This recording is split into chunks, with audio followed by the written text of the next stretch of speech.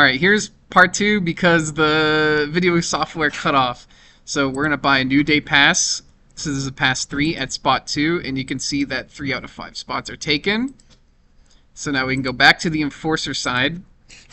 So now from the enforcer side, what we want to show is further that you cannot just be a corrupt officer. So if I'm looking up this plate, it was what, AB? Yeah, AB. AB, state A, and I search the plate number, we know that the status is active. But what if I'm like, ooh, I really don't like this person, I recognize their vehicle, I'm going to issue them an expired pass violation.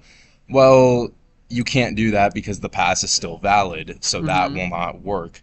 Another thing is that if once we saw from the customer side that this spot was supposed to be active for spot 2, if we say that it is in spot 2 and we say it's a wrong spot violation, it says vehicle is parked in its assigned spot. No wrong spot violation is issued. So let's say that for some reason we saw them in spot number 4. Now we can issue them a violation for being in the wrong spot. And now we can go back and see that that ticket will be there for that particular customer. So resuming back to the customer side, we log back in. Oh yeah, it was user 1. I forgot already. And then we can view the tickets and whatnot. Unpaid ticket. We already know how that whole thing goes as before. Now we're going to make a new customer with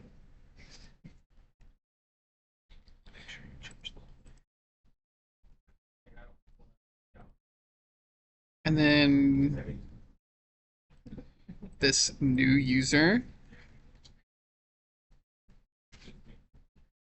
We log in with the new user and we enter vehicle information, but let's put in a different plate. So we're going to A1, B2, add vehicle.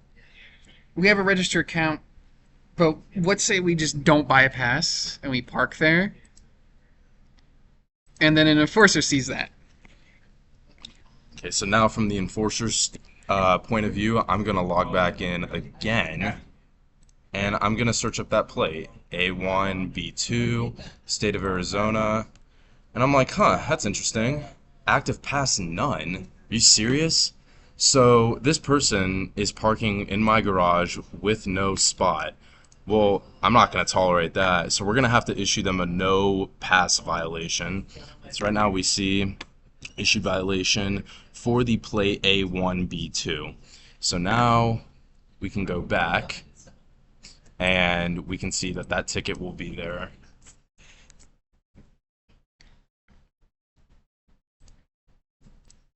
Okay, so when recording this, I made a little bit of a mistake. I did not catch that Brenden changed the state, so that's why it said registered customer none when I looked up their license plate number. But now that we have entered the proper state, the customer is actually registered with that state number, or with that state to their vehicle, and now we can see that they still do not have an active pass, so now we can issue a violation for that license plate correctly as intended. Yep. Just a small error on our end. So logging back in. We can go over here and view my tickets, and now we have a new ticket for having no pass and parking in a spot that we aren't actually parked in. And I believe that is the end of the no pass section. So the final thing that we're going to show you is the towing aspect for the enforcer. So we already previously showed that you cannot tow a vehicle if it has less than 3 violations, because it needs at least 3 violations for a proper tow request to be submitted. So right now, Brenden is in the process of making a new customer, and we're going to give them all sorts of violations, parking in the wrong spot, expired pass, all of that, so we can show you guys what the tow request looks like from the enforcer end. So now we're adding a vehicle from the actual state of Arizona, plate AB. We're gonna buy a day pass. Uh, Odd. I don't know why that happened. There we go. Okay, monthly pass created. Expire the monthly pass. Now we have an expired monthly pass onto the customer's account. Now we can go back over to the enforcer side. All right, so I will log back in one more time. Log in. What was the plate number? AB, AB. and then stairs. So I search up their plate. I can see the status is expired, so they're already going to get a violation for that expired pass. Let's just say they were parked in the wrong spot. Let's say they were parked in spot number 6. Issue a wrong spot violation, and then let's say they were really bad because they were supposed to be in spot number 3, then they moved to spot number 4 during some other time of the month. I issue another wrong spot violation. So now this license plate associated has 3 violations associated with them. So now as an enforcer, I'm going to request a tow violation. So enter a tow reason. I'm going to say that this customer has too many violations. So I hit OK. And now it says tow request created, tow 1 for the license plate number as well as the state. And the reason being this customer has too many violations. So we'll log out and see what that looks like on the customer side. So going back to the customer end,